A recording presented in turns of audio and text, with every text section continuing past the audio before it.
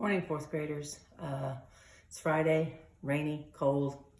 So good day to get all your work caught up and get done so maybe you can have a sunnier weekend. This is lesson 12.4, I believe, on adding fractions with denominators of 10 or 100. So this is the first experience you've had where your denominators are not the same, okay? So you have to make your denominators the same before you can add. So look off of page 646, some 647.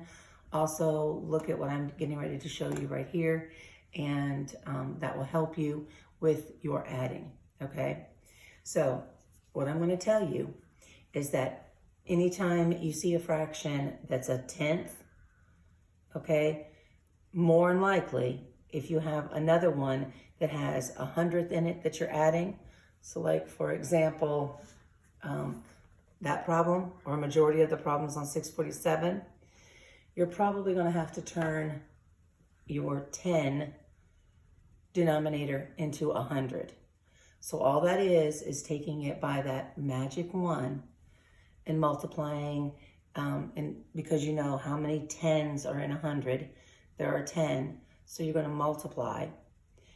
You're getting bigger, all right? So 4 times 10 is 40, and 10 times 10 is 100. Same thing, 7 tenths. You take it times 10 over 10, it's going to be the same all the time, to get 70 over 100, because they are equal, they are equivalent, all right? Basically, it's you add a 0 here, you add a 0 on top, okay? That's all you have to do to get your denominators to be the same so that you then can add them, all right? So then the next part of what you're doing is going ahead and adding them, all right? So this is one of the problems. You had 5 tenths plus 3 tenths plus 18 hundredths, okay? So you have to change that, and I would write it like this and write it underneath, okay?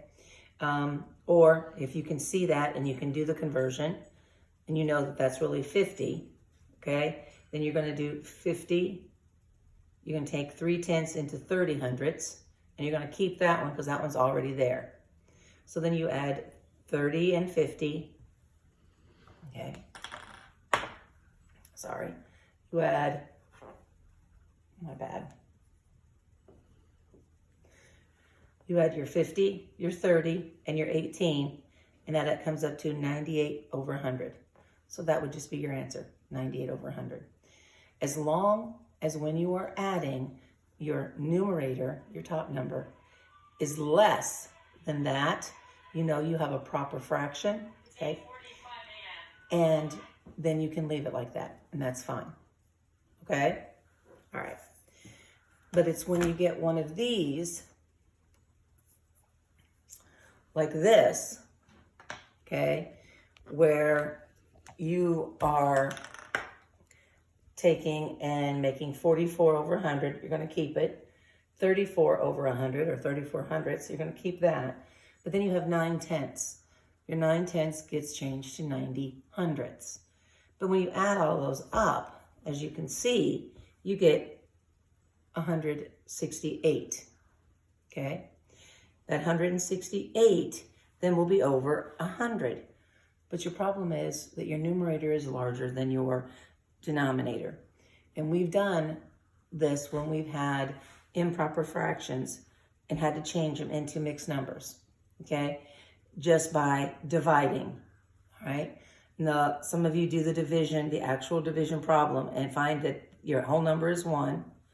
Then you come around, you pick up the 68 for the top of your fraction, numerator, and then the 100 you used is your numerator.